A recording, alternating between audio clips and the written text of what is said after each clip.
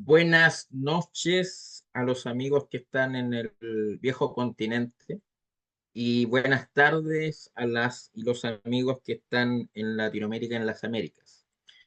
Esta mesa trata sobre gobierno abierto e inclusión social, un tema relevante dentro de la triada de la gobernanza abierta. Mi nombre, Igor Morales, soy un obrero del gobierno abierto, tal como lo especifica el abogado y consultor internacional Peter Sharp, nacional mío, de Chile, un país largo y un país que queda en la última faja del mundo. Eh, fui cofundador de la Mesa de Estado Abierto en Chile. He participado en muchos procesos de planificación en esta materia. Cofundé una organización relacionada con las contrataciones estatales, que no es materia de este tema, pero también soy parte del board de Raga Chile, como me han encargado y mandatado Mariol Virgile, que es la coordinadora, la parte de planificación y de gestión administrativa. Y también, bueno, ahí me pueden ver en redes sociales, así que no voy a quitar más tiempo para hablar del suscrito. Sí, para decirles que la inclusión es un tema relevante, porque todas y todos somos importantes. Y también porque la gobernanza abierta permite eso, disminuir las brechas de requerimientos para que avanzar hacia una mejora en la confianza ciudadana que he visto en las conversaciones que hemos tenido a través de este Congreso y otros temas, es un tema relevante. Por lo tanto, es un tema muy importante a los quienes estamos acá como panelistas, como representantes como panelistas. Sí, antes de empezar, doy un agradecimiento tanto a Edgar Rucalcá como Carlos Alberto Gutiérrez, José Luis Rubén Medina, María Francisca Bernabé, y que son de México, Colombia, España, Argentina, coordinadores de Raga en sus capítulos. ¿Por qué? Porque ustedes vienen de esos países, las panelistas y los panelistas de esta mesa. Así que sin más detalle voy a presentar a Lucía del Carmen Gómez Díaz, quien nos va a comentar sobre el acceso a la información con pertinencia cultural, un derecho clave para la transparencia y la participación de los pueblos indígenas en Char. Querida, bienvenida, por favor, su tiempo. Tenemos eh, alrededor de 15 minutos en una primera conversación, por favor. Hola, muy buenos días. Muchas gracias. ¿Me confirman, por favor, si ya pueden ver la pantalla? Así es. Ok. Bueno,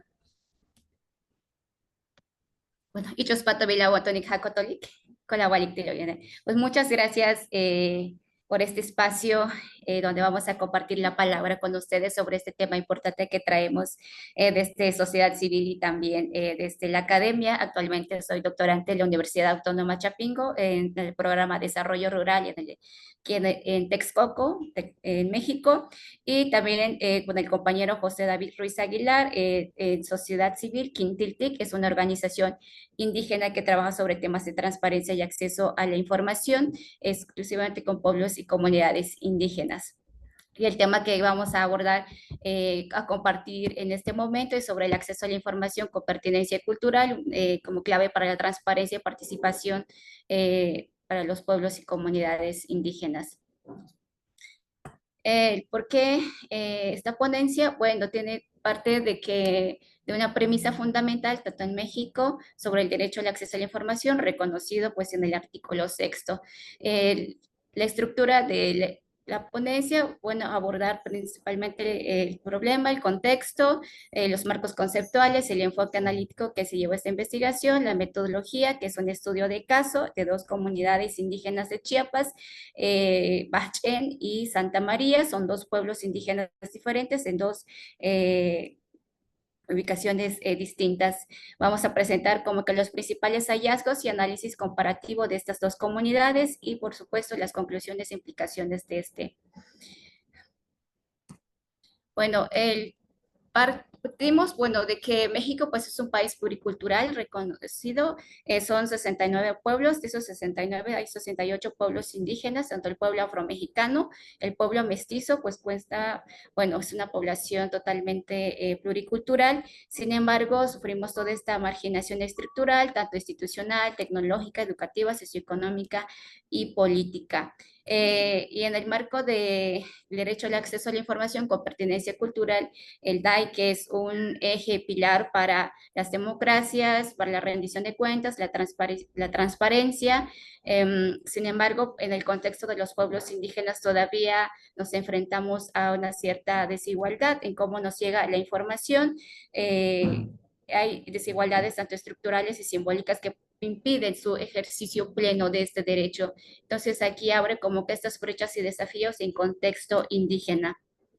Y es por eso desde Quintiltic pues se ha identificado que esta brecha no ha sido solamente lingüística, sino que también pues la forma como se dan también las políticas de acceso a la información aquí en México y eso afecta pues directamente los derechos políticos, colectivos y territoriales o los pueblos indígenas.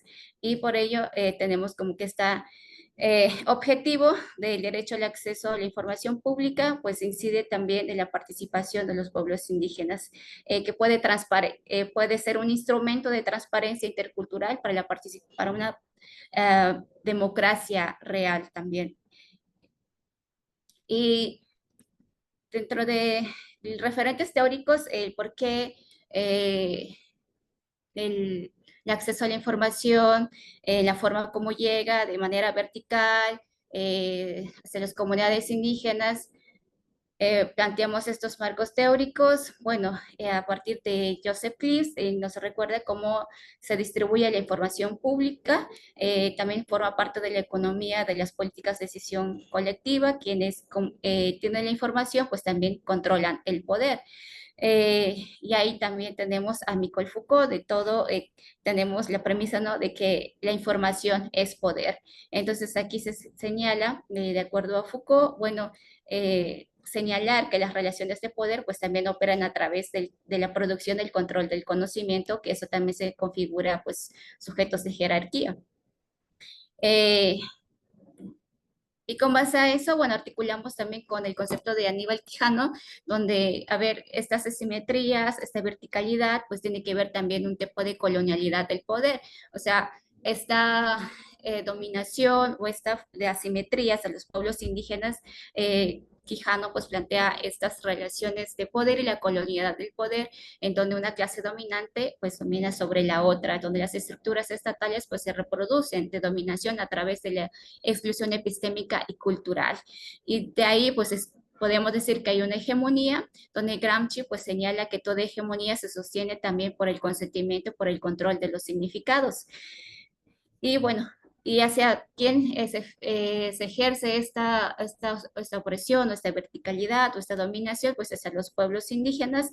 Y bueno, tenemos ahí el concepto de los pueblos indígenas como sujetos de derecho público, con personalidad jurídica y patrimonio propio, y además tienen sus propias identidades y sistemas normativos. Citamos a tanto a la CPU, a autores como Araceli Burguete y a Bárcenas, y articulando sobre el derecho al acceso a la información como un derecho reconocido no solamente en la Constitución de México, sino que también en Latinoamérica.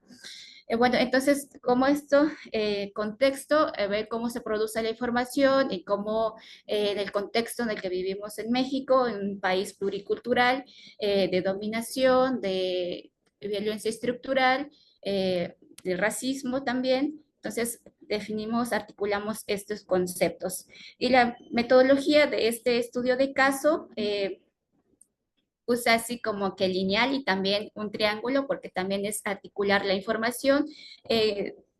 Primero hicimos toda la revisión bibliográfica. Bueno, partimos seleccionando dos comunidades. Posteriormente una revisión bibliográfica, un análisis histórico del presupuesto asignado a los pueblos indígenas, tanto del INPI y también de los ayuntamientos. Analizamos el presupuesto destinado al programa de infraestructura indígena y posteriormente realizamos pues las entrevistas a los actores claves, en este caso a servidores públicos de los municipios, a los estatales y federales involucrados en la operación del programa y por supuesto a trasladarnos a las comunidades que Santa María y Bachén, entrevistar a los beneficiarios directos del programa que fueron a través de las autoridades comunitarias, quienes son que gestionan los recursos y comparten la información en sus comunidades. Claro, toda esta investigación se realizó en dos lenguas indígenas, en Chol y en Tzotzil, y en español, y por supuesto el análisis de la información. Para llevar a cabo esta investigación, pues nos hicimos una pregunta central sobre, a ver, no veo, bueno, la pregunta central de esta investigación, a ver cómo es que se compartía la información, cómo las comunidades acceden, interpretan y utilizan la información relacionada con obras y recursos públicos. Y estos dos casos que presentamos de las comunidades, bueno, fue de acuerdo a los montos que se ejecutaron en la comunidad. Fueron dos proyectos, uno de ellos es el tema de la salud, con el servicio ampliado, que es en el municipio de Salto de Agua, la localidad Santa María, con estos montos de 17 millones. Y la construcción del sistema de alcantarillado en el municipio de San Andrés Larrainzar, del pueblo Tzotzil, en la localidad de Bachén. Entonces se tomó estos dos casos, dos comunidades indígenas, por la importancia del monto ejercido y por la ubicación de las obras, es decir, dos comunidades de distintas regiones con distintas prácticas, como es el pueblo Chol del municipio de Salto de Agua y el municipio de Tzotzil del municipio de San Andrés Larraizar. Cabe mencionar que este municipio, Larraizar, es una comunidad indígena reconocido como municipio indígena, donde pues sus autoridades son de los pueblos indígenas. Entonces estas obras son de construcción y puesta en marcha del centro de salud y la construcción del sistema de alcantarillado respectivamente. Entonces, ¿cómo se abordó la investigación? Es en cómo les llegó la información, cómo ejecutaron ellos el recurso, si conocían la información, de dónde provenía, si fue pertinente la información con respecto a estos dos grandes proyectos que les llegó en su comunidad. Y de estos resultados, en estos dos estudios de caso, bueno, se comparó estas dos comunidades entre Bachén y Santa María, ambas con características similares, pero con prácticas distintas de control social, cómo ejecutaron los recursos. Eh, Aquí la comunidad de Bachén, de la comunidad Tzotzil, del municipio de San Andrés Larrainzar, ahí el 100% de las personas entrevistadas, entre ellas autoridades comunitarias, mujeres, el patronato de la comunidad, mencionaron que desconocen el origen del recurso. Mientras que en Santa María, el 90% mencionan que desconocen el origen del recurso y el 10% sí la conocen. La diferencia que encontramos en otras dos comunidades es que en el municipio de San Andrés Raizar había una fiscalización del recurso controlado y monitoreado a través de su patronato.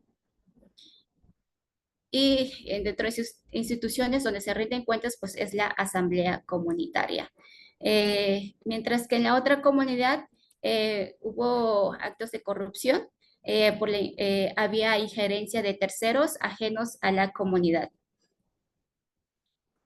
Y también, que nos evidenció también en esta investigación, los mecanismos institucionales de transparencia, pues no dialogan con los sistemas normativos indígenas. En la forma como les llegó la información, fueron muy poco, muy vaga, que pues desconocían como que de dónde venía, si era recurso federal, si era recurso del municipio, si era recurso estatal. Sin embargo, la comunidad sabía cómo iba a administrar el recurso.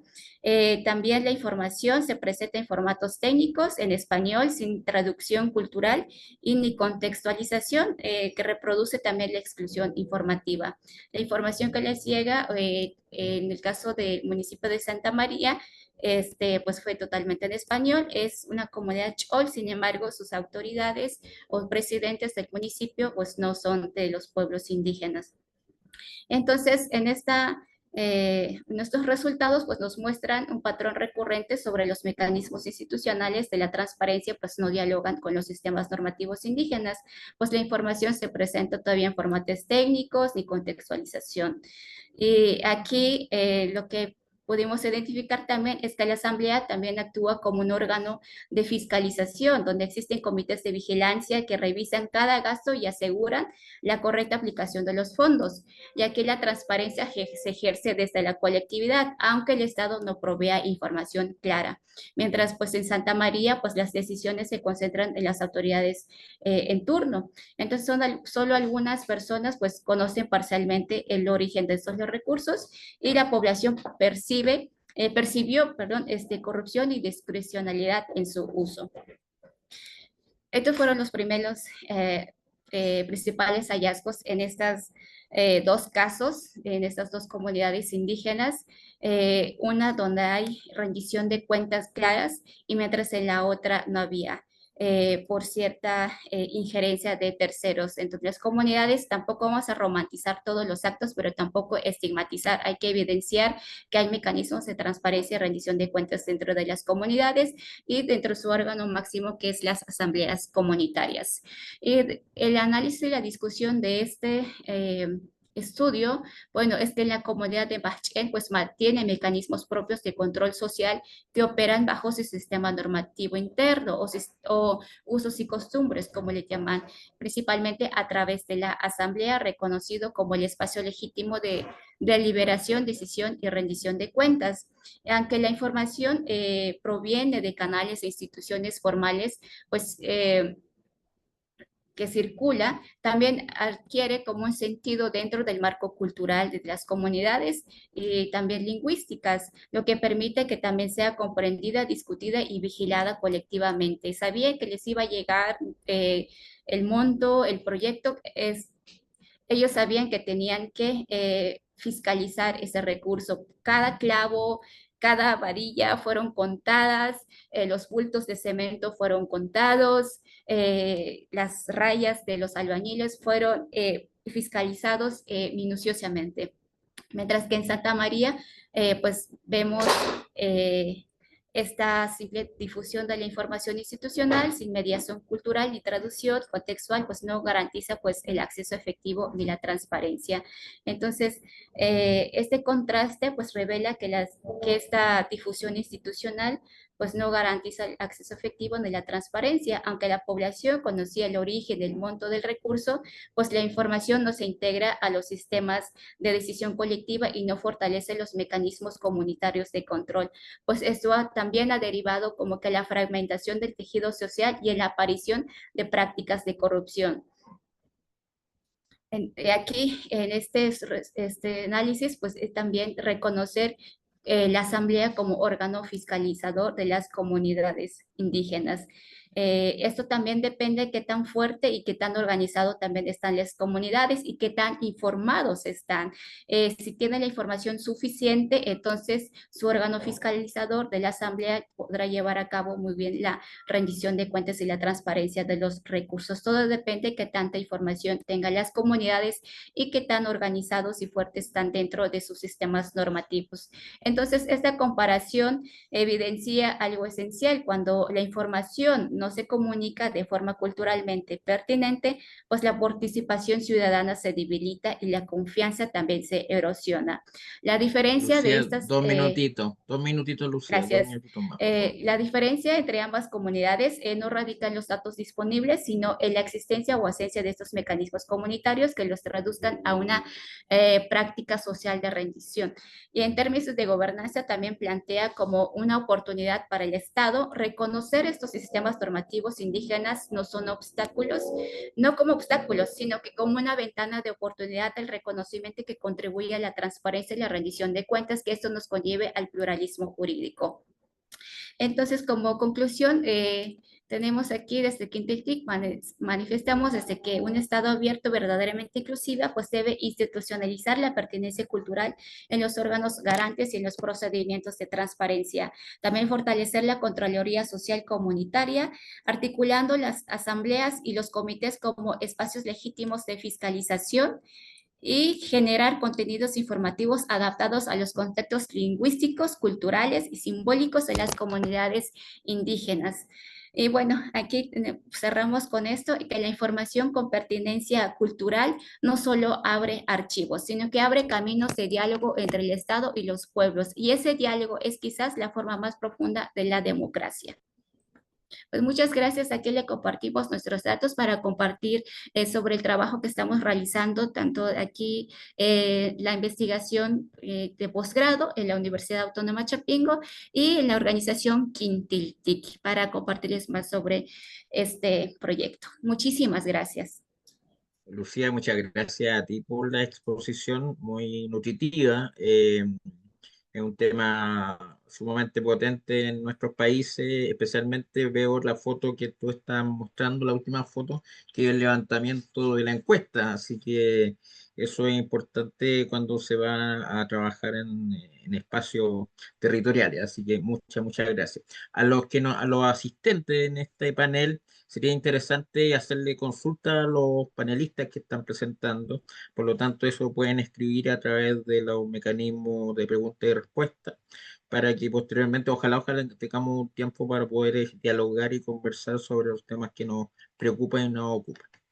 Pasando a Manuel Fernández Ochoa, él va a exponer sobre Estado abierto para la garantía de derechos de niños, niñas y adolescentes. Un tema muy candente, un tema muy importante y especialmente para que lo tomemos en consideración.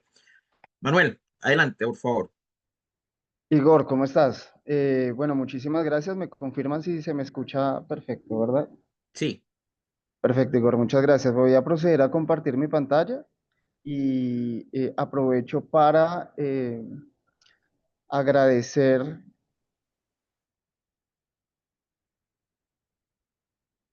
permitirme este espacio el día de hoy a los compañeros panelistas y a Igor como moderador. Muchísimas gracias. Bueno.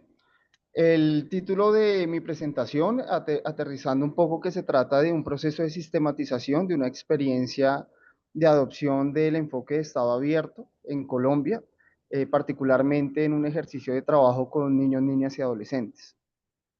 Lo que hay que señalar primero, bueno, y quisiera presentarme, mi nombre es Manuel Fernández Ochoa, soy investigador y consultor en temas de política pública en el marco de la promoción del Estado abierto en Colombia. Actualmente soy profesor de la Maestría en Anticorrupción y Cumplimiento del Instituto Diplomático Dr. José Gustavo Guerrero en El Salvador. Soy profesional en Administración Pública y magíster en Filosofía, en Psicoanálisis, Subjetividad y Cultura. Actualmente esta estrategia y este tema que les voy a presentar como una experiencia exitosa se trabajó en el marco del Instituto Colombiano de Bienestar Familiar, que es una entidad del Gobierno Nacional en Colombia, encargada, y ya les voy a comentar, de el tema de protección de infancia, adolescencia y juventud y de las familias en Colombia. Tuve el chance de ser coautor y el autor conceptual del documento de la política, el COMPES 4070 del 2021 en Colombia, que define la política nacional de Estado abierto.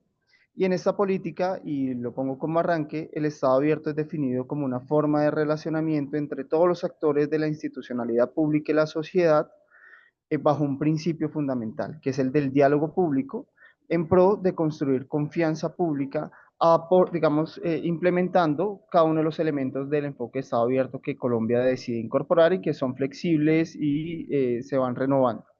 Temas de transparencia, acceso a la información, participación ciudadana, rendición de cuentas, control social, innovación, legalidad, etcétera.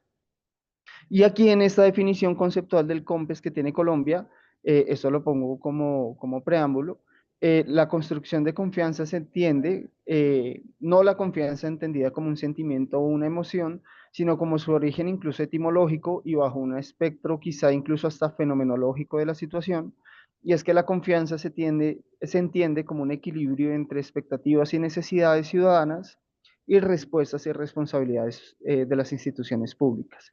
¿Qué tanto se equilibra una cosa con la otra? Es justamente lo que da razón de una construcción de confianza.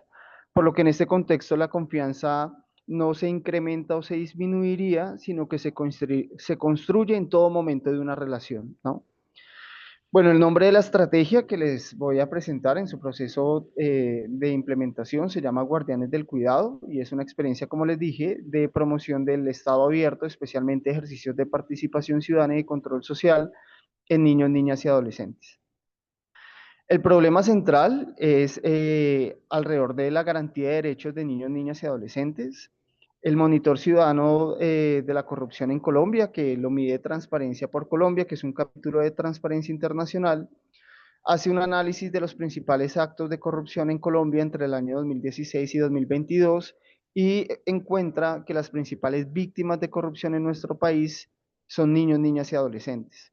Cerca de 12 millones de niños, niños y adolescentes fueron víctimas de corrupción en Colombia durante solamente este margen de tiempo, junto con otras poblaciones vulnerables, como también hay víctimas de la corrupción asociadas con víctimas del conflicto armado, población étnica, personas en situación de discapacidad, adultos mayores, etcétera. Y esto es clave porque en Colombia hemos venido incorporando un enfoque de reparación del daño causado por la corrupción, entendiendo que el mayor problema que causa la corrupción claramente pues es un problema la pérdida de recursos públicos, que se roben los recursos públicos, que haya un detrimento patrimonial, pero el gran problema de la corrupción es la afectación en derechos ciudadanos. No es tanto el puente o la plata del puente que se perdió y no se hizo, la plata que se perdió del hospital que no se construyó, no es tanto el hogar infantil para niños que no se construyó porque se perdió o se robaron los recursos, sino es sobre todo también el puente que no se hizo y lo que eso significó para los campesinos que dejaron de pasar sus productos a los mercados locales porque no hubo puente para transportarlos. No es tanto la plata del hospital que se perdió, que ya es algo grave que hay que denunciar, sino es también la afectación en la salud de las personas, las enfermedades que se vieron agravadas o incluso las personas que fallecieron porque no tuvieron acceso a un servicio de salud. Y lo mismo pasa en el caso de los niños, niñas y adolescentes, que hacer los principales víctimas de la corrupción no es solo los recursos que se pierden, sino es la afectación en su nutrición, en su desarrollo, en la garantía de sus derechos más básicos como el acceso al cuidado, a la salud, a la educación inicial, etcétera, etcétera. Esta afectación de 12 millones de niños representó una pérdida en recursos patrimoniales gigantesca, pero especialmente en la afectación de los derechos de los niños. Y aquí en Colombia estamos empezando a adoptar un enfoque que nos permite, digámoslo, aterrizar esa afectación de derechos en un tema incluso hasta de tasación, que significa un ejercicio de determinación material e inmaterial, porque también existen actos de reparación simbólica qué significa en términos de recursos esa afectación frente a esos grupos poblacionales, en este caso niños, niñas y adolescentes. Para atender ese problema, el Instituto Colombiano de Bienestar Familiar, como la entidad, digamos, que se encarga en Colombia, tiene presencia en todo el territorio nacional, es una de las entidades más grandes del país, con uno de los recursos y del presupuesto quizá uno de los más grandes.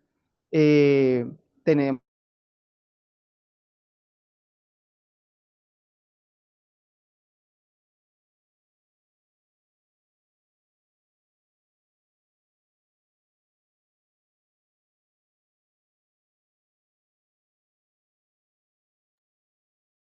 Manuel,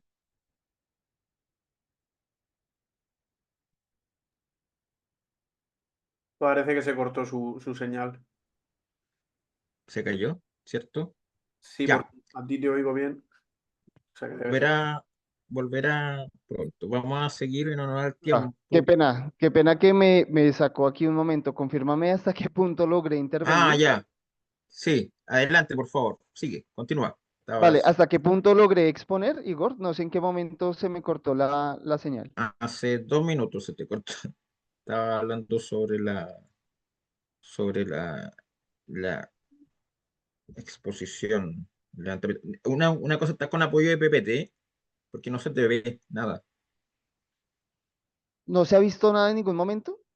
No, no se ha visto la presentación, así que compártela. Vale, perfecto.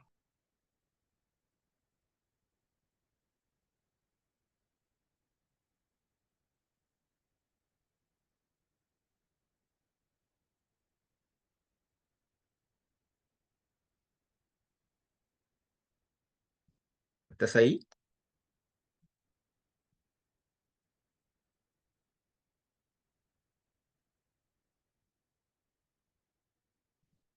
se cayó nuevamente. No, Manuel. No, ya estaba aquí dándole permisos al equipo para poder compartir mi pantalla. Confírmame si ya se está Sí, viendo. ahora sí, sí, ahora Ahora sí. sí, perdóname Sí, que ya llevaba ahí un buen rato. Listo.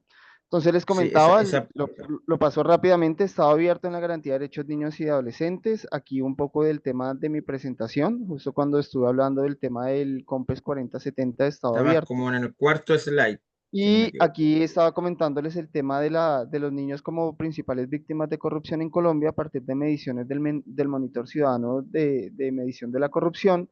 Y aquí un poco la ruta de apertura del ejercicio que estamos adelantando desde el ICF como la entidad eh, que adelanta la política pública en materia de cuidado de infancia y adolescencia en el país. Entonces, la sistematización consistió en lo siguiente, es un proceso que lleva desde el año 2024, primero fue un ejercicio de pilotaje y en el año 2025 ya se incorporó en un ejercicio de implementación plena.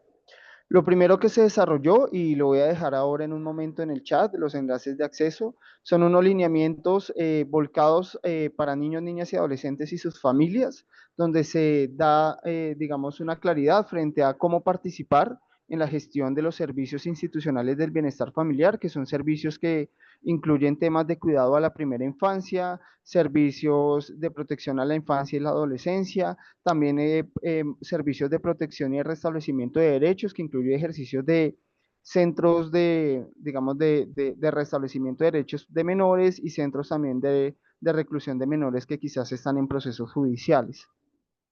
Estos lineamientos se construyeron a partir del enfoque de Estado abierto que viene asumiendo Colombia desde el COMPES 4070 y con contenidos adaptados para la población específica, que en este caso son niños, niñas y adolescentes. Tenemos ejercicios de promoción del enfoque de Estado abierto y de la participación ciudadana que pasan desde encuentros infantiles hasta opinaderos de niños, niñas y adolescentes, ejercicios de actividades lúdicas con títeres, ejercicios, digamos, de implementación de redes sociales en juventud, etcétera, etcétera. Hay un montón de herramientas que pueden ahí conocer y que promueven ese ejercicio. Después de construir estos lineamientos específicos para los niños que promueven el ejercicio de participación y el control social frente a los servicios que garantizan sus derechos, adelantamos un proceso de formación sobre participación ciudadana y control social con esos niños y sus familias. Ya hemos llegado a alrededor de 6.000 niños, niñas y adolescentes, más o menos eso significan casi 300 servicios institucionales por todo Colombia y a partir de estos ejercicios de formación los orientamos para que puedan hacer los ejercicios de evaluación respectiva de los servicios. Uno de los grandes temas que incluyen los lineamientos son ejercicios de evaluación por indicadores cotidianos. Los indicadores cotidianos complementan los indicadores técnicos de los servicios. Un servicio puede tener un indicador técnico como el número de niños que son beneficiados, tiene indicadores técnicos como la calidad o características del talento humano que hace parte de los servicios, la infraestructura física, el número de raciones alimenticias que reciben, el número de cuidados, etcétera, etcétera. Pero esos indicadores técnicos son complementados con esos indicadores cotidianos que son construidos por los propios niños, niñas y adolescentes.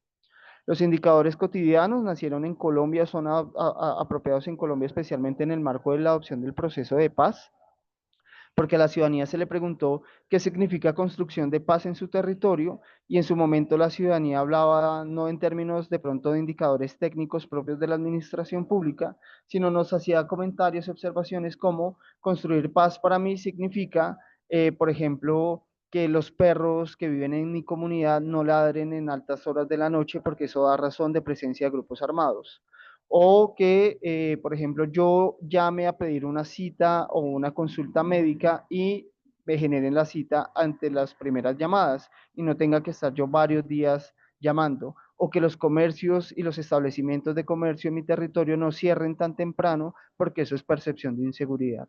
Y en nuestro caso, los indicadores cotidianos que han ido estableciendo los niños tienen relación con su energía para jugar, con por ejemplo, el olor y el sabor de los alimentos, con la manera como se sienten cuidados o protegidos, etcétera, etcétera.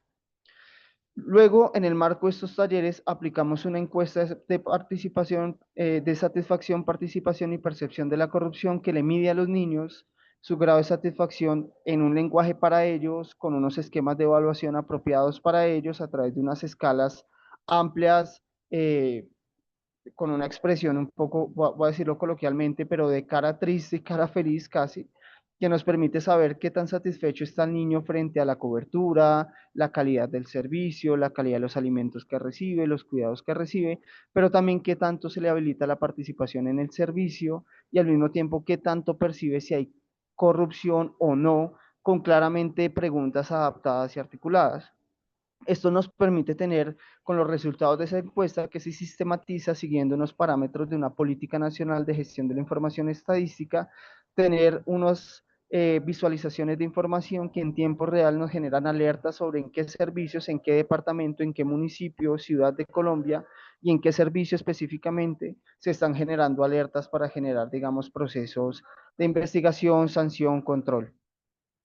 Y por último, frente a esos niños y sus familias que nos levantan la mano y nos dicen, oiga, esto está muy interesante, quiero seguir trabajando en este tema y quiero incorporarme en ejercicios mucho más profundos de control social, hemos creado la red de guardianes del cuidado, que consiste en agrupar a estas personas. Ya tenemos 361 guardianes del cuidado formalizados. Esta parte de la red de guardianes digamos, se hizo su lanzamiento en junio de este año y tiene tres acciones fundamentales. La primera es que quienes hacen parte de la red reciben capacitación por demanda, capacitación que va en todos los temas, desde cómo va a ser un derecho de petición para acceder a información, cómo, por ejemplo, generar una acción de tutela para restablecer derechos, cómo acceder a información en plataformas electrónicas en temas de contratación o en temas hasta cómo manejar Excel, cómo manejar Word, cómo lograr, digamos, una comunicación asertiva con las entidades. Ahí la capacitación es de acuerdo a la necesidad y demanda de los propios grupos que hacen parte de estos ejercicios de control social.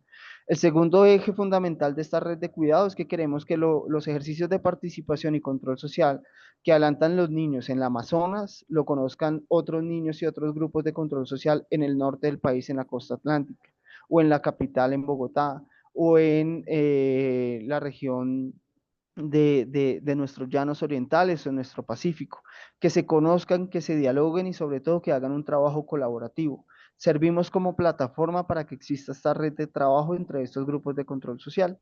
Y por último, es también en la tercera acción, es adelantar un ejercicio de acompañamiento y seguimiento para que las acciones de participación y control social que lleven adelante puedan tener nuestro apoyo y acompañamiento y el de otras entidades y organismos de control para que pueda llegar a buenos términos. Esa es la gran ruta de implementación, es una estrategia que se viene implementando desde el año pasado y que este año continúa en su implementación y que ya tiene unos resultados específicos.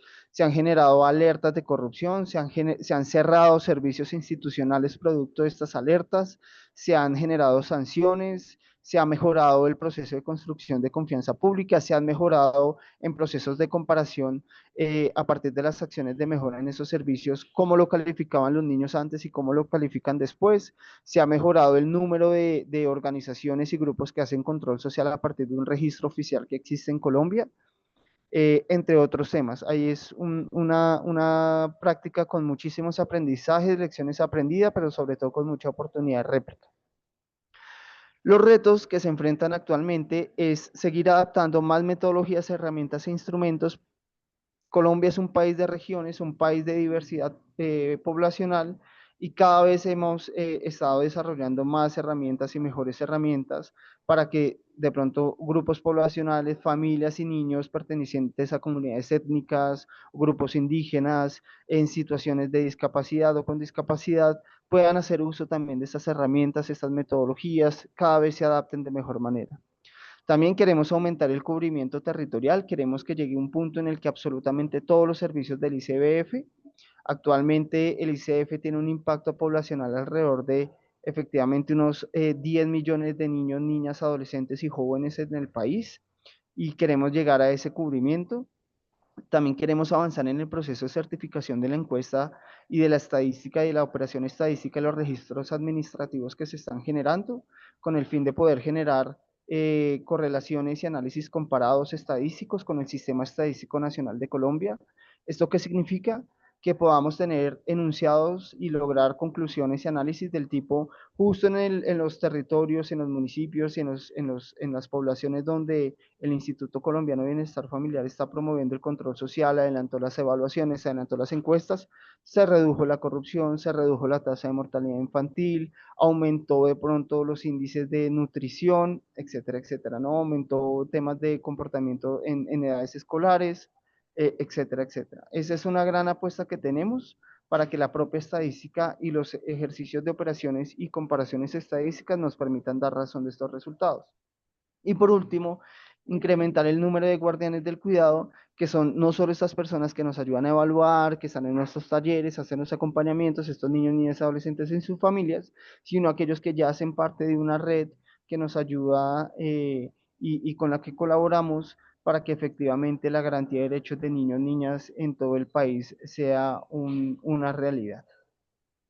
Por último, quiero terminar con esta frase, porque efectivamente el Instituto Colombiano de Bienestar Familiar trabaja con niños, niñas, adolescentes y familias que pasan por diversas situaciones y contextos en nuestro país, que también bajo un enfoque, digámoslo, un enfoque diferencial amplio, no solo son niños, niñas y adolescentes, sino también son niños, niñas y adolescentes víctimas del conflicto, en situación de discapacidad, en situación de pobreza monetaria, con situaciones de necesidad de restablecimiento de derechos, con procesos judiciales.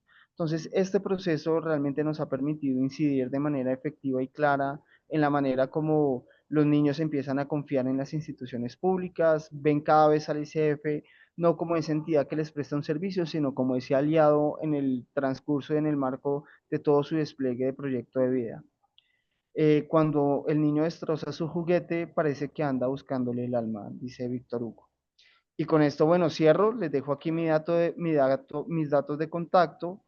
A continuación voy a compartir por el chat de la sesión el acceso por lo menos a los lineamientos. Hay mucha información de la que manejamos que tiene pues unos temas de reserva y clasificación por el tipo de población con la que trabajamos, son niños, niñas y adolescentes en procesos especialmente de restablecimiento de derechos. Y por ello parte de la información, digamos, Gracias. tiene esa reserva, pero estaré atento si alguien quiere conocer en mayor detalle esto que les he contado el día de hoy. Muchas gracias, Igor, y muchas gracias a todos. Gracias, Manuel, por la presentación muy interesante, muy necesaria. Yo soy parte del Consejo de la Sociedad Civil de la Defensoría Penal Pública en Chile, así que tenemos esa traza de cuáles son las líneas rojas que hay entre los 14 y los 18 años. Así que es un tema bastante importante. Pasamos a Marisol, que nos está esperando, Marisol Chávez Herrera, Hola, y ella buenos va días. a hablar sobre el otro espacio de tiempo que existe en nuestras vidas, y especialmente con temas de mujeres en la vejez, migración, en un gobierno abierto e inclusivo. Adelante, Marisol, tienes aproximadamente 14 minutos. Ahí te voy a avisar. Muy buenos días, buenas tardes y buenas noches. El día de hoy yo les vengo a presentar desde México el tema de mujeres en la vejez, migración en un gobierno abierto e inclusivo. Me avisan cualquier falla, por favor, para que yo pueda atender. Bien, bueno, pues como ya lo había dicho, pues mi nombre es Marisol Chávez Herrera. Yo soy profesora adscrita a la Universidad del Estado de México y también estoy haciendo un postdoctorado académico en esa misma universidad. Lo que deriva de ese postdoctorado financiado por el Consejo Nacional de Ciencia y Tecnología o la Secretaría, deriva un proyecto sobre mujeres en la vejez. Este proyecto tiene ya 5 años en el proceso de investigación y ha sido muy enriquecedor pues conocer toda la información que nos ha proporcionado sobre estas mujeres. Es decir, primero comenzamos analizando las dinámicas de las mujeres migrantes, su salud y la política pública que influye en ellas. Estas mujeres migrantes las hemos tomado criterios de inclusión en donde ellas parten a Estados Unidos y de ahí ellas retornan, es decir, tomamos 3 tiempos de estas mujeres migrantes antes de la partida, en la estancia y en el retorno, por lo que nosotros hemos hecho investigación al momento en que retornan a México. Uno de los objetivos de justamente de este trabajo que les estoy presentando hoy es sobre todo enfocarnos en darle visibilidad a las mujeres migrantes de la tercera edad, que muchas veces no tienen acceso a la información y se les dificulta acercarse a alguna institución en busca de apoyos, llámese sociales o económicos. En cuanto a la metodología, pues es una investigación de corte cualitativo en donde se analizan a través de la trayectoria que les digo que llevamos ya 5 años, hemos analizado 3 comunidades, 2 rurales y una urbana. Estas son en el Estado de México, son las comunidades que tienen alto índice migratorio, es decir, son las comunidades representativas en donde más mujeres parten hacia Estados Unidos y dentro de las rurales está la comunidad de Ixtapan de la Sal, está también la comunidad de Villa Guerrero y en el contexto urbano tenemos a Chalco. Dentro de la perspectiva teórica que nosotros manejamos en este estudio es Bourdieu, el simbolismo y el gobierno abierto, ¿no? También analizamos la participación de las mujeres, es decir, la autonomía en la toma de decisiones en las que ellas deciden migrar y también la agencia y sobre todo la inclusión. A la medida que nosotros hemos hecho este recorrido dentro de las trayectorias de las mujeres, pues hemos encontrado datos muy importantes. Por ejemplo, el hecho de que no solo migran mujeres pues indocumentadas, sino que ya cada día están migrando mujeres con documentación y a lo que nos ha llegado este estudio es que el día de hoy están partiendo más mujeres que están en la edad adulto mayor, si se considera esa categoría en México adulto mayor, y en las que ellas pueden obtener más fácilmente su visa que las menores de 60 años, ¿no? Y el día de hoy les traemos pues esa información. Se ha hecho un estudio de 20 mujeres, es decir, se han hecho entrevistas a 20 mujeres en estos 3 contextos, por los que nos da una gran variabilidad de información y pues hace cada día más enriquecedor este proyecto. Pues para nosotros es muy importante analizar a estas mujeres porque enfrentan retos en sus trayectorias de vida. Anhelan ver a sus familias que se van a pesar del tiempo y ver que no regresan, reconfiguran sus vidas, es decir, emprenden un viaje con documentación. Estas mujeres que están durante la vejez, que son mayores de 60 años, que pasan la adolescencia, adquieren esta documentación y deciden migrar porque llevan 11, 12, 13 años, hasta 20 años sin ver a sus familiares que migraron a Estados Unidos sin documentación. Es decir, ellas adquieren esta oportunidad al cumplir los 60, 65 años porque el gobierno mismo se las da y ellas deciden hacer este trámite y poder viajar a Estados Unidos, ¿no? Que no es la misma suerte con la que corren las mujeres que no cumplen aún la cesantía, ¿no? Entonces, las que no tienen 60 años, pues todavía no pueden tener este documento. Entonces, lo que genera también pues un riesgo, ¿no? En el que de inclusión en cuanto al gobierno adulto, el hecho de que ellas migren a Estados Unidos de manera indocumentada, pues les genera más peligros en la frontera, ¿no? Que ya de por sí es considerada una de las fronteras más peligrosas de acuerdo a Amnistía. Entonces, estas mujeres que se inmigran con visa, pues deciden ser mujeres de cambio, ¿no? Y este estudio decide mirarlas y visibilizarlas siguiendo sus historias en este viaje internacional donde parten a comunidades de destino, por ejemplo, Estados Unidos, ¿no? Las mujeres migrantes pues han tenido que desplazarse en primera para poder visitar a sus familiares, para poder estar con ellos, pero también se arriesgan a trabajar en ese lugar. Es decir, en algunas ocasiones ellas ayudan a sus familiares a cuidar a sus hijos, también a trabajar al interior de los hogares, y eso, bueno, por ese trabajo reciben pues remuneración, y lo que hace que también estas mujeres pues trabajen durante la vejez, ¿no? Consideramos en este estudio que el tema de la vejez es un tema que no podemos ignorar. Las mujeres ancianas pues son vulnerables por su poca participación en estas actividades remuneradas a lo largo de su vida. Generalmente las características de estas mujeres es que cuentan con un nivel educativo bajo, ¿no?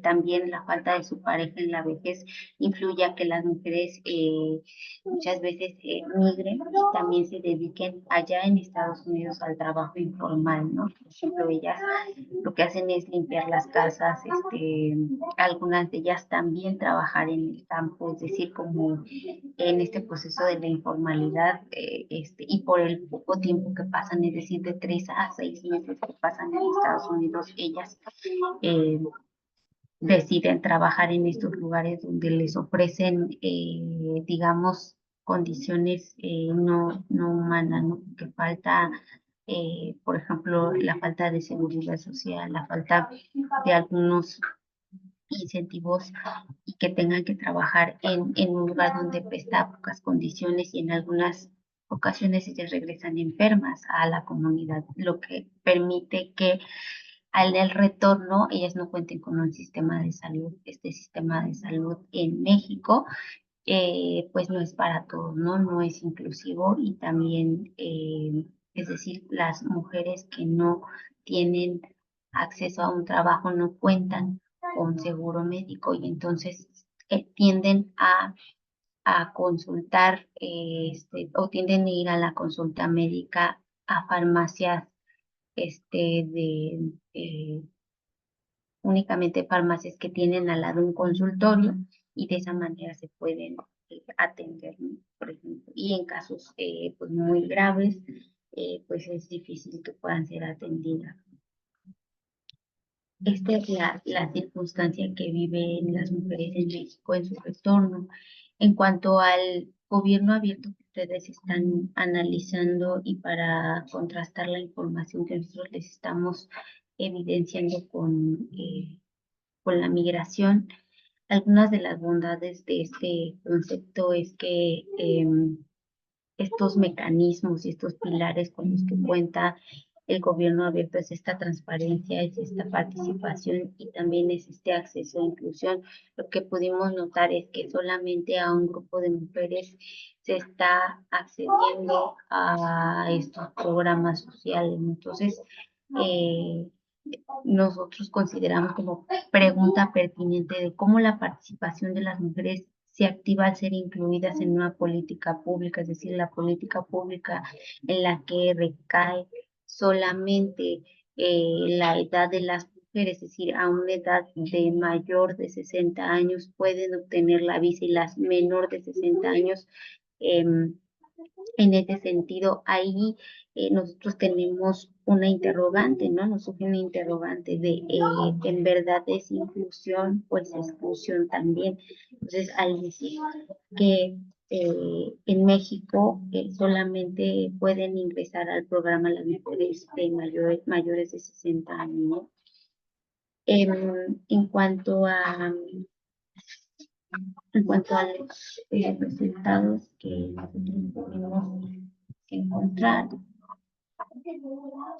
es que la mayoría de las mujeres que migran, pues sostienen un hogar, y en algunas ocasiones a la comunidad, es decir, mandan la remesa o traen consigo la remesa para poder sostener sus hogares, ¿no? Pero también aportan desde allá, desde Estados Unidos, para poder lograr que sus comunidades tengan, por ejemplo, la calle pavimentada, ¿no? En el Estado de México existen algunos programas que se entrelazan con las mujeres o los hombres migrantes. Entonces, estos programas que se entrelazan ayudan a que la mitad de los programas, a que la mitad del programa del gobierno de este estado aporte a, a la comunidad de migrantes y la otra mitad la aporta pues los migrantes que están allá. Es decir, es como una manera de cooperar y hacer comunidad. Por ejemplo, en algunas comunidades han hecho escuelas en las que los migrantes han participado, pero también el gobierno abierto, ¿no? Entonces, es una de las bondades que nos puede dar el gobierno abierto en este sentido. También es importante visibilizar las barreras de género y las barreras simbólicas. Marisol, Esto disculpa genera, Marisol, pero sí, Marisol llegó, sí. llegó Silvana, así que vamos a tener que achicar un poquitito, así que te quedan 2 minutitos, 3 minutitos para que vayas Ok, cerrando.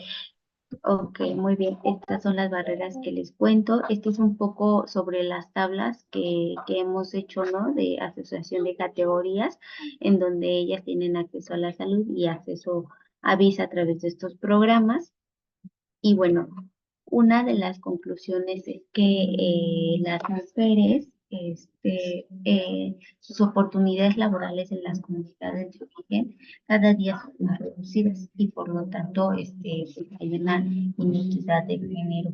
Y también lo que se espera ante una crítica pues, de estos resultados es que el gobierno mejore su capacidad de respuesta a los ciudadanos, de también incluir a estas mujeres menores de 60 años y en este sentido lograr una reconfiguración en el Estado y así las mujeres podrán mostrar una mayor participación, es decir, que las otras, las menores de 60, participen.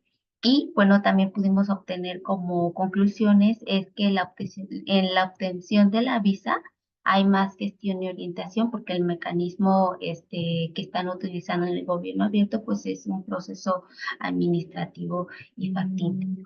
Serían mis conclusiones. Muchas gracias.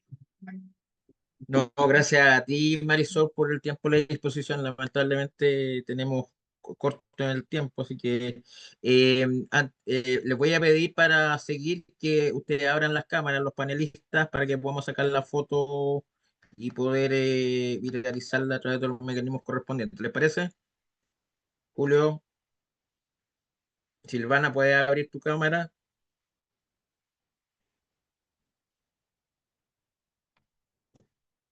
Ya, vamos a sacar la foto correspondiente.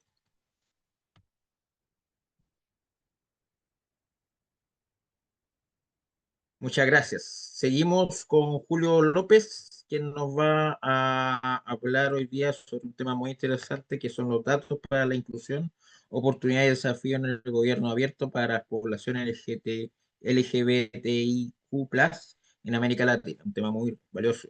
Él lo construyó con Lisette Zambrano, Nicolás Escobar y Jaime Jadiva. Adelante, Julio.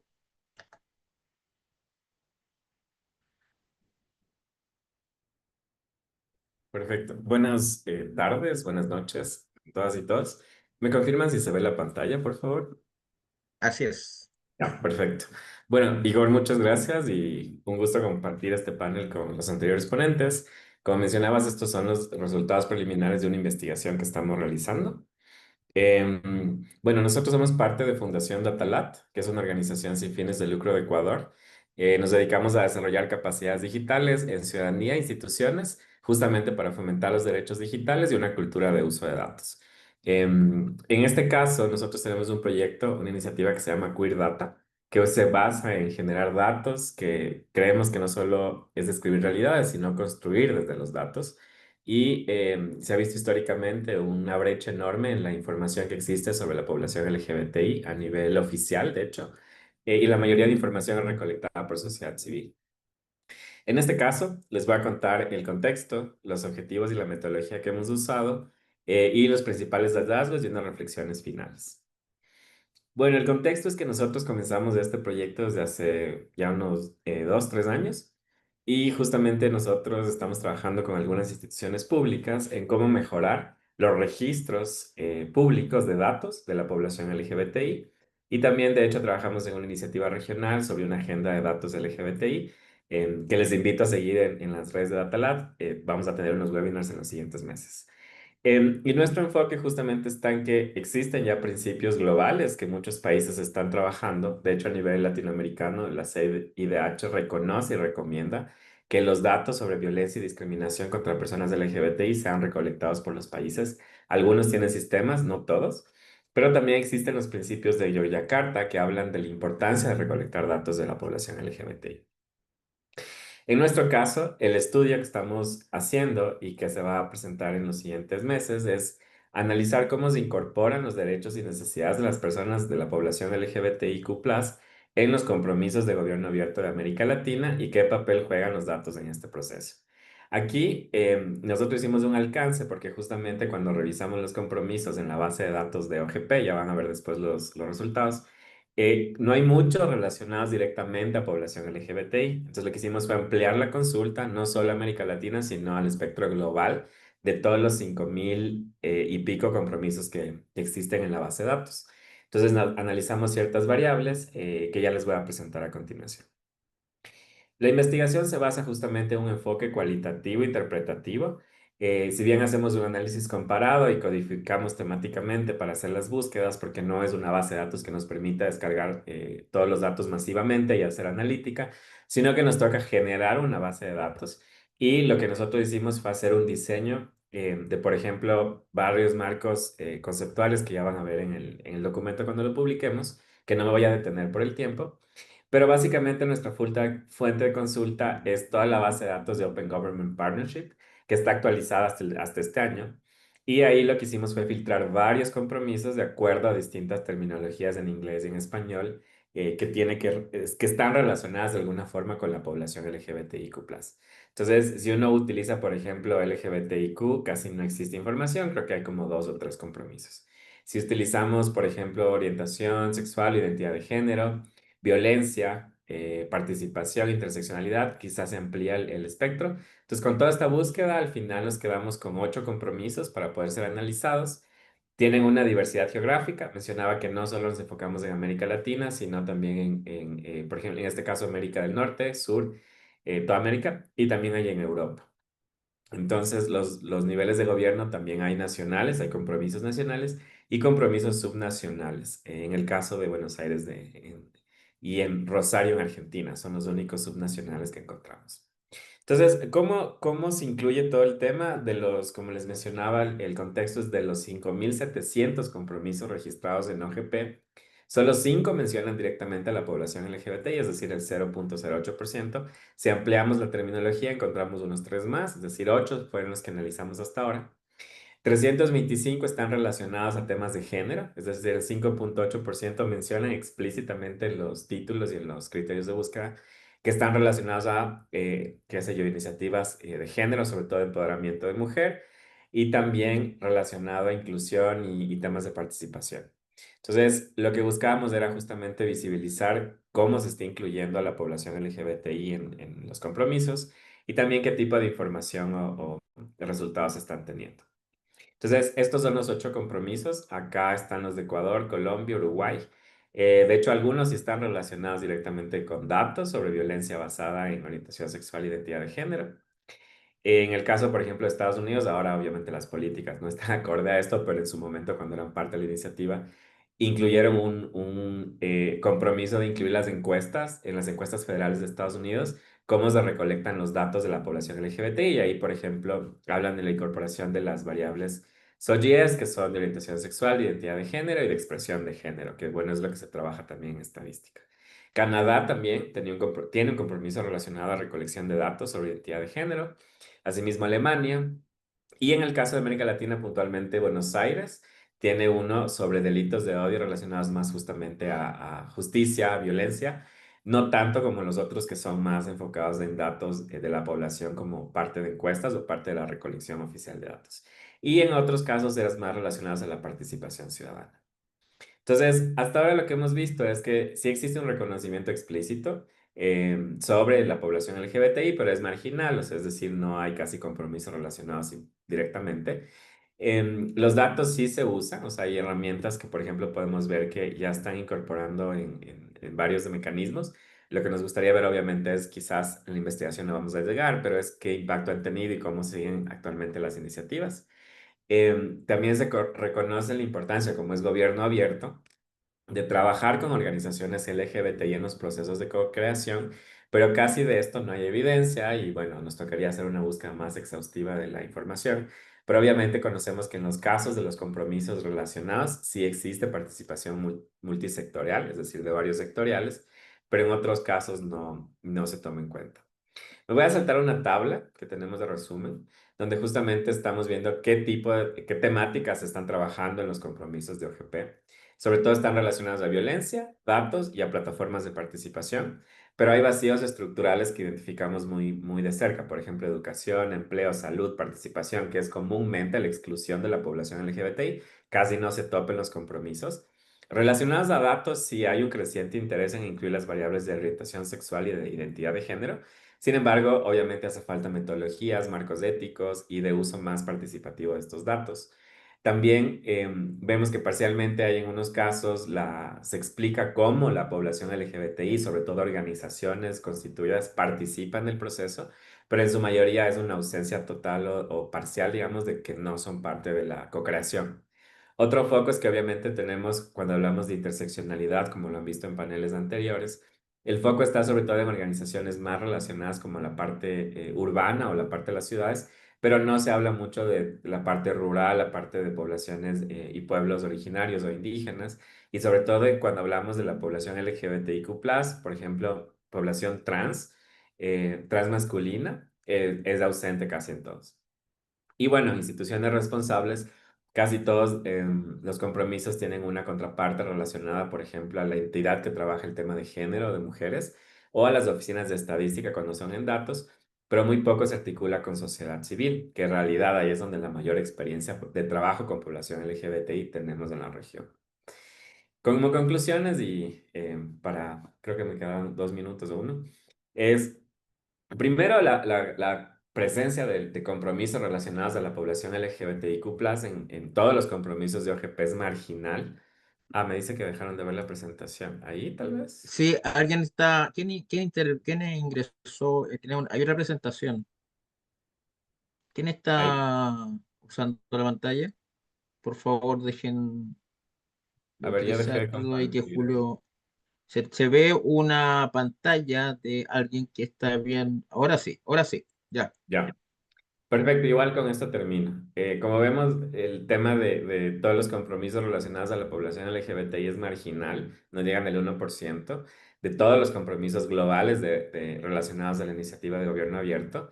Hay una diversidad interesante de enfoques en los pocos que vimos, en los 8 casos que estamos analizando, y también los compromisos muestran que sí, el gobierno abierto puede ser una muy buena herramienta para la inclusión, pero justamente tenemos que ver qué temáticas sí son estructurales y significativas para el reconocimiento de derechos de esta población que todavía, digamos, seguimos en la lucha de cómo se puede reconocer muchos derechos. Finalmente, una recomendación que estamos incluyendo es que existe un mayor trabajo de compromisos específicos en los planes nacionales y subnacionales, porque vemos que sí es posible, hay casos ya puntuales de varios países, sobre todo, digamos, en América Latina hay algunos, y en otras regiones como en Europa, Alemania, Canadá y Estados Unidos tienen varios compromisos relacionados a esto. También, obviamente, financiar y también incluir a muchos colectivos y organizaciones del LGBTI en el proceso de co-creación y de seguimiento a los planes. Creo que es una ausencia clave y aquí en Ecuador también lo hemos vivido. Y finalmente también estos marcos éticos de gobernanza de datos, creo que hay muchos compromisos relacionados a eso y que podemos avanzar también. Y finalmente que en los temas de derechos digitales y todos los principios que les comenté, hay ya varias iniciativas a nivel global que creo que se pueden también relacionar mucho a esto. Y bueno, todo esto lo estamos escribiendo en la publicación y más bien les invitamos igual a participar de este proyecto. Nosotros tenemos varios eventos y talleres también en los siguientes meses, así que bueno, cualquier cosa estamos atentos. Muchísimas gracias. Julio, estupendo, muchas gracias. Anota un evento, 5 de diciembre de 2025. Te voy a invitar. Ojalá que puedas participar. Estimada Silvana, ¿cómo estás? Muchas gracias por estar acá. Hola, Por ¿cómo favor, están? Muchas gracias a ustedes. eh, tenemos aquí a Silvana Elizabeth Pichi. Ella nos va a presentar embajadores de botellas protegidas, reimpulsando la conciencia ambiental y promoviendo el cambio social a través de la inclusión, la educación y un estado abierto en Pergamino. Muy interesante porque pronto se va a realizar Bioferia en Rosario, así que vamos a estar relacionados con los temas que vas a presentar. Adelante, por favor. Es verdad, estuve viendo esas noticias. Ahí se puede ver la pantalla, ¿se me escucha bien? Así es. Ahí estamos, un segundo. Bueno, me presento, mi nombre es Silvana Pirchi y estamos en Pergamino, una localidad que está, bueno, muy cerquita de Rosario, en Argentina, provincia de Buenos Aires. Y hoy estoy acompañada con Dora Moyano, que es la presidenta del Taller Protegido Pergamino, con quien tengo el honor de llevar adelante este proyecto que les voy a compartir. En caso de que tengan alguna pregunta luego, bueno, Dorita también nos puede contestar. Nuestro proyecto se llama Embajadores de Botellas Protegidas y tiene varios meses, varios años de trabajo y les voy a contar como antecedentes la ordenanza sumando compromiso del municipio de Pergamino, que en el año 2016, el 2 de septiembre del 2016, comenzó con una alianza y con una ordenanza donde el Taller Protegido Pergamino, el programa Actúa en Verde y el municipio hacían que todas las botellas de plástico PET que se recolectaban en las campanas naranjas que aquí pueden ver a la derecha fueran diariamente al Taller Protegido Pergamino. El Taller Protegido Pergamino tiene a 30 operarios con una discapacidad intelectual, que acá los pueden ver en un video que no sé si se está escuchando, y tienen como lema que las botellas de plástico PET no son basura, sino que son oportunidad.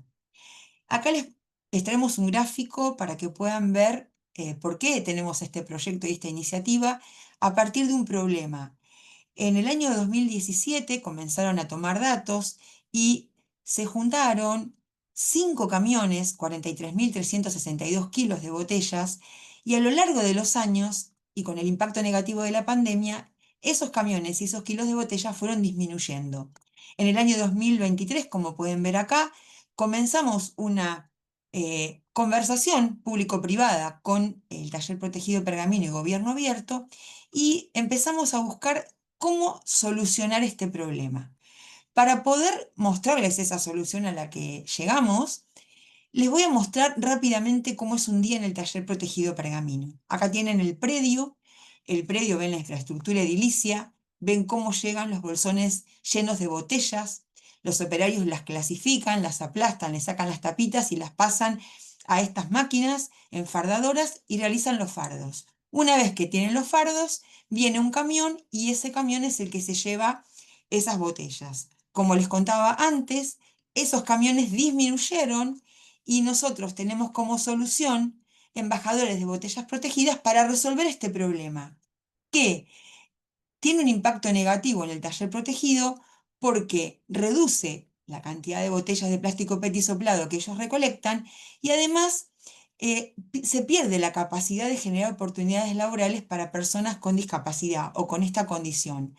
Y también detectamos, y acá podría estar mucho tiempo detallando los problemas, que hay una falta de participación ciudadana, principalmente en los niños y jóvenes de la ciudad de Pergamino.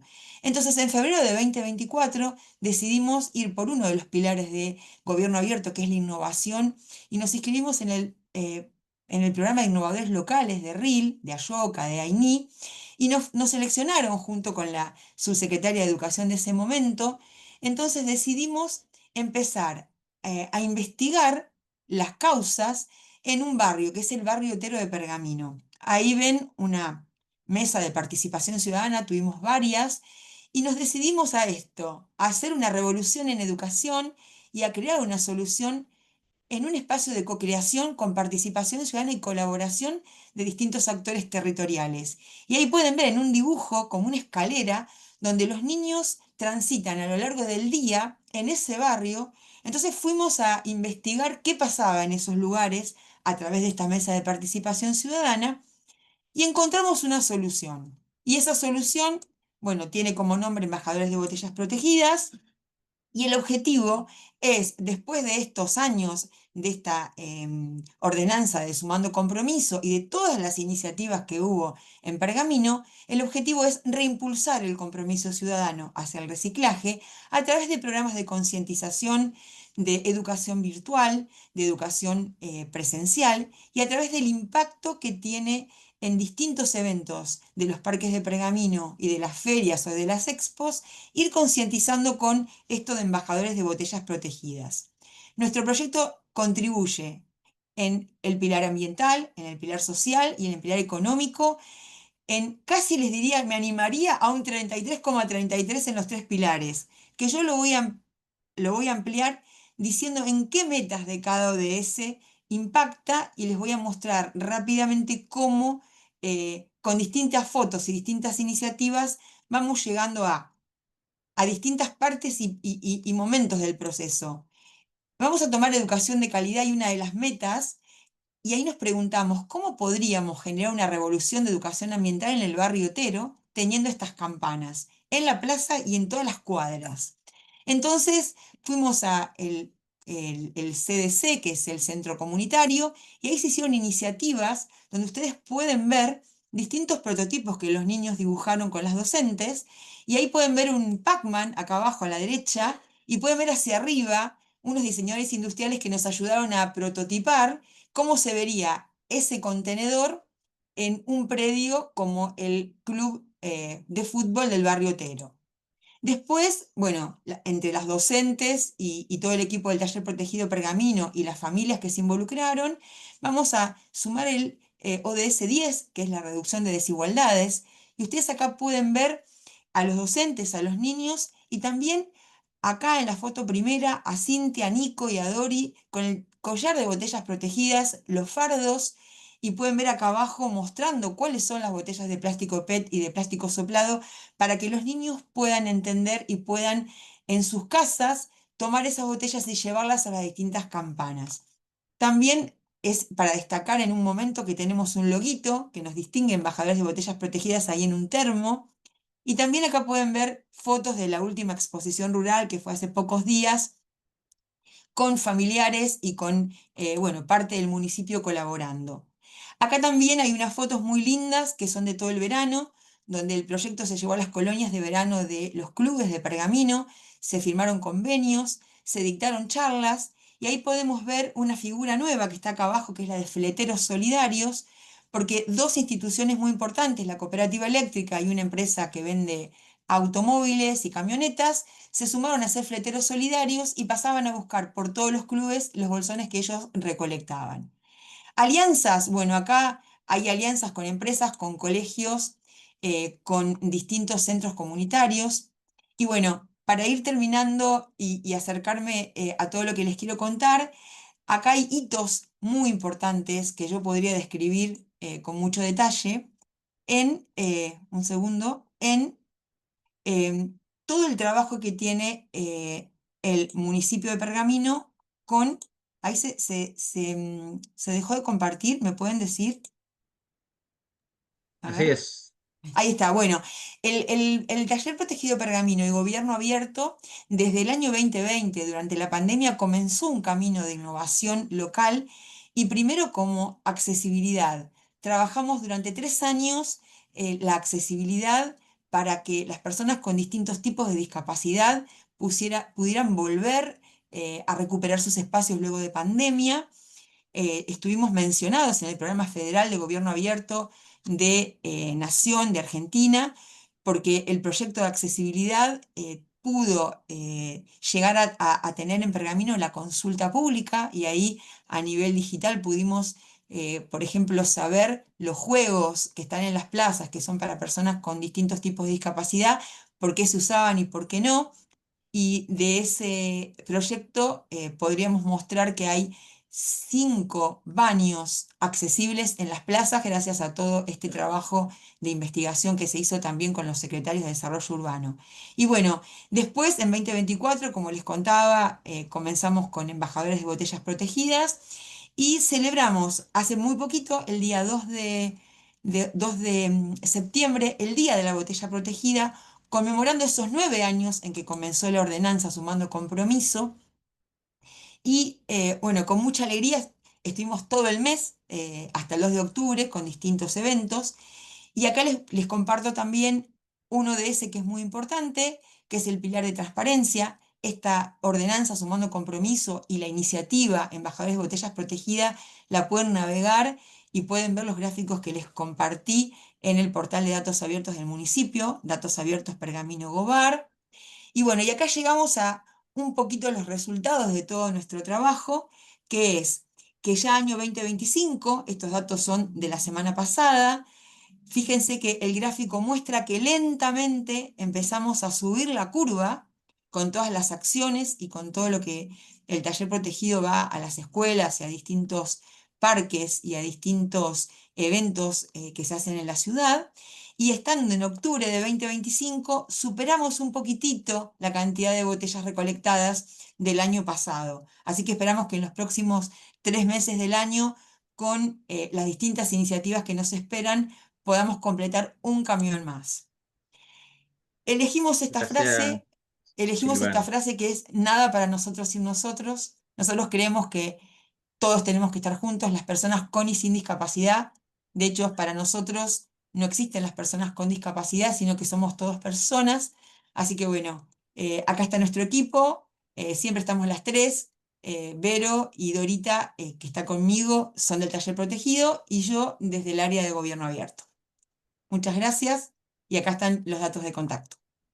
Muchas gracias, Silvana, por la presentación.